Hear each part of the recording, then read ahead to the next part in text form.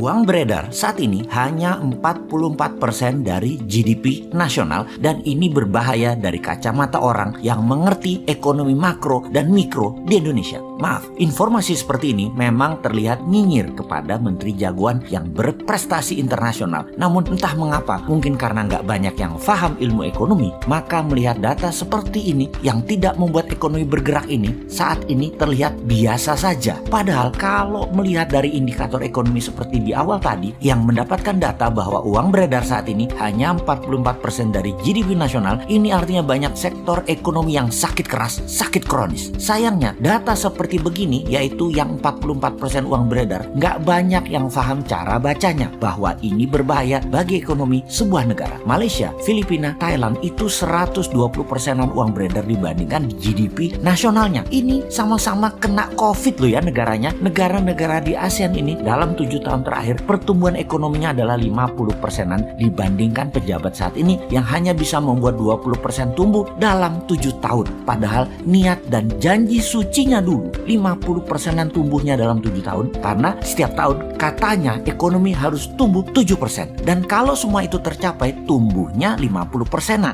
Ini harusnya ya 50%-an dalam 7 tahun. Ternyata tidak tercapai, hanya 20%. Dan untuk menutupi kegagalan tersebut, maka strategi yang dilakukan oleh yang katanya jago ekonomi dan keuangan negara tersebut yaitu menggunakan FDI, Foreign Direct Investment. Oke, bolehlah strateginya. Sekedar mengingatkan, di mana nanti para new mind kalau berkuasa beda strateginya. Pakai DDI, Domestic Direct Investment. Pakai kekuatan kita sendiri dalam negeri, anak bangsa. Saat ini oleh old mind, anak bangsa kekuatan sendiri tidak dipercaya. Bahkan 4L sering mengatakan Indonesia belum mampu, jadi perlu orang Tiongkok. Heran ya, kok anak bangsa diejek tapi oleh fansnya nggak ada yang mencela atau yang kecewa. Oh lupa, punya pasukan buzzer yang selalu meluruskan hal yang bengkok dengan narasi. Bener deh, sangat jelas kalau strategi sekarang adalah cinta asing. Karena itu dipilih investasi FDI. Sekali lagi, namanya juga keputusan orang populer. Semua dilakukan terlihat benar lah. Sampai suatu hari piring kalian kosong,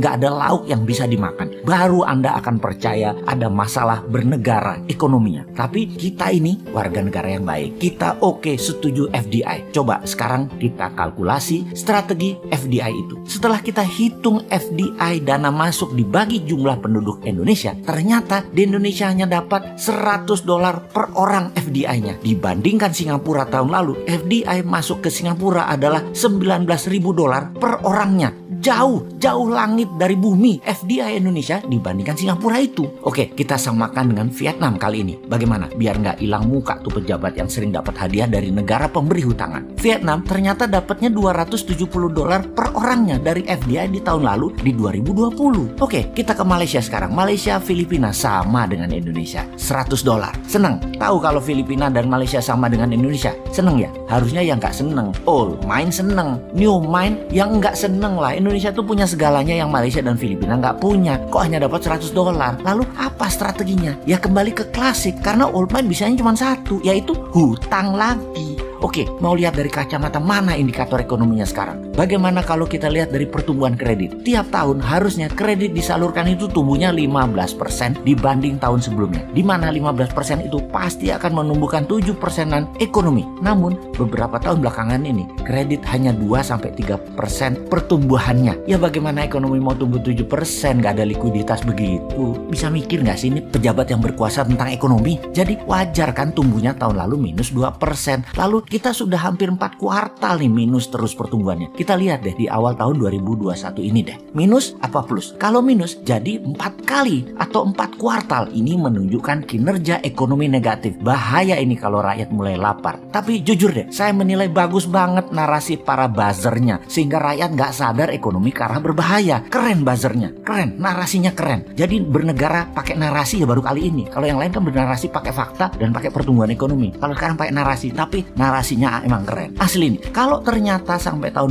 2021 akhir rakyat ekonominya makin berat, maka bisa-bisa pejabat populer tadi jadi nggak populer. Dan jangan sampai nengok semua ke Bosman karena semua yang dikatakan Bosman terlihat benar. Tar dulu, nggak benar juga Bosman ini semua analisanya benar. Namun kalau utak-atik hitungan ekonomi rasanya jarang meleset. Lalu kalau sekali lagi sampai akhir 2021 ekonomi Indonesia masih minus, apa saran untuk mengatasi hal ini? Maka kaum new mind akan berkata gampang, tahun 2022 pemilu dipercepat aja, nggak usah nunggu 2024. Piejal, setuju?